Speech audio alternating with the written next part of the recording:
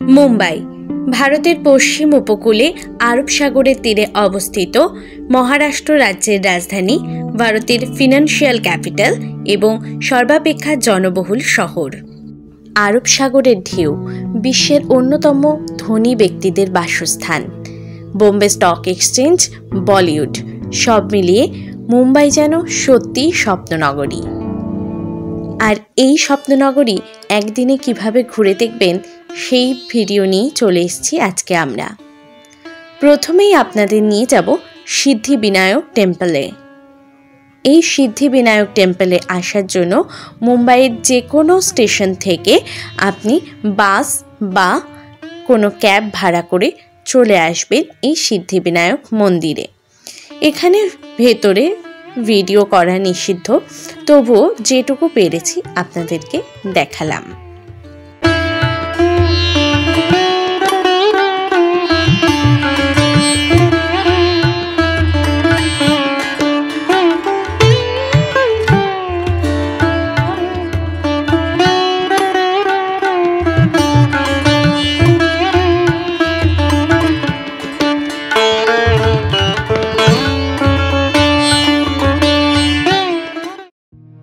আমাদের দ্বিতীয় গন্তব্য ছিল হাজি আলি দরগা। সিদ্ধিবিনায়ক টেম্পল থেকে বাসে করে আমরা চলে এসেছিলাম হাজি আলি দরগাতে। যেখানে বাস নামিয়ে দেবে সেখান থেকে বেশ কিছুটা পথ হেঁটে আসলে সমুদ্রের মাঝখান দিয়ে কিছুটা গেলেই এই হাজি আলি দরগা।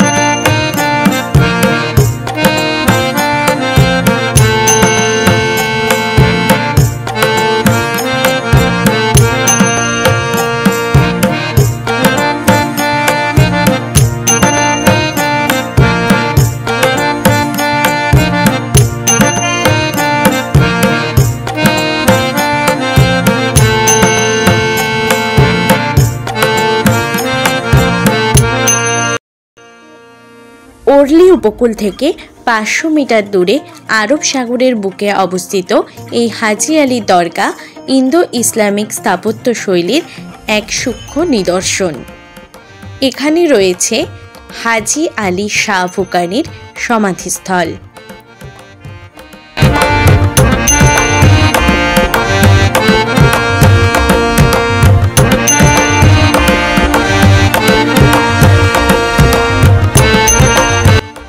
হাজি আলি শাহ বুখারী বোখারা থেকে ভারতবর্ষে ব্যবসা করতে আসেন এবং এখানে এসে তিনি ইসলাম ধর্ম প্রচারে মনোনিবেশ করেন।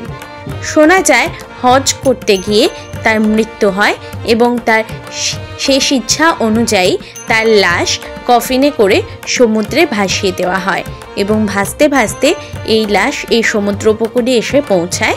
তখন এখানে তাকে সমাধিস্থ করা হয় এবং সেই স্থানে আজকের এই দরগাটি গড়ে উঠেছে।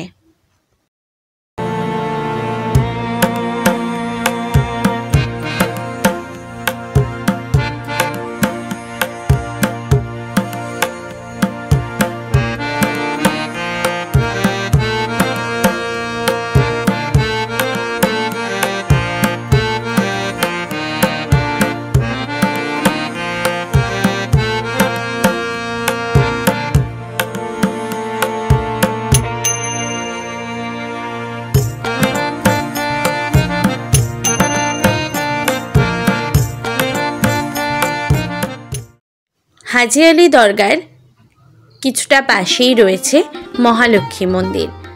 হাজি আলি দরগা থেকে এখানে আপনি হেঁটে চলে আসতে পারবেন।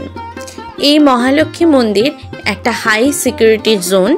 এখানে ঢুকতে গেলে আপনাকে ফোন, ক্যামেরা সমস্ত জিনিস বাইরে লকারে জমা দিয়ে তারপর ঢুকতে হবে, তাই এর ভেতরের ভিডিও করা সম্ভব হয়নি। বাইরে থেকে যেটুকু পারলাম দেখালাম।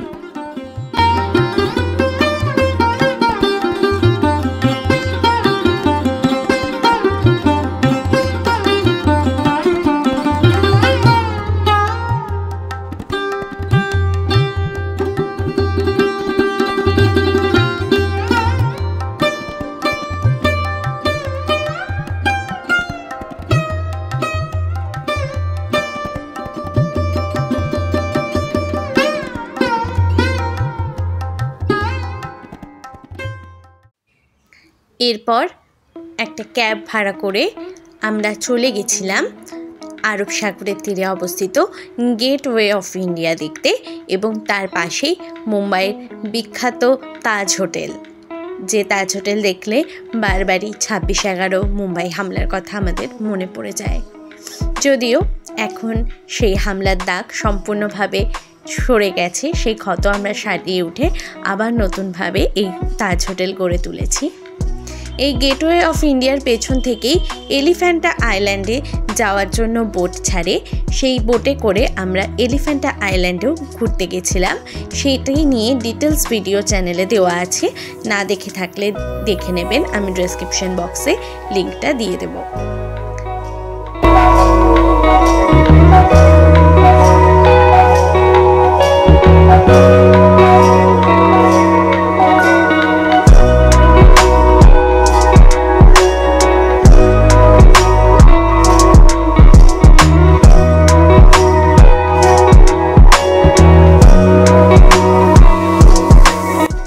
এলিফ্যান্টা আইল্যান্ড থেকে ফিরে আমরা চলে গেছিলাম মুম্বাইয়ের ফেমাস মেরিন ড্রাইভ রোডে, সমুদ্রের পাড়ে বসে সন্ধ্যের কিছুটা সময় উপভোগ করে নেওয়ার জন্য।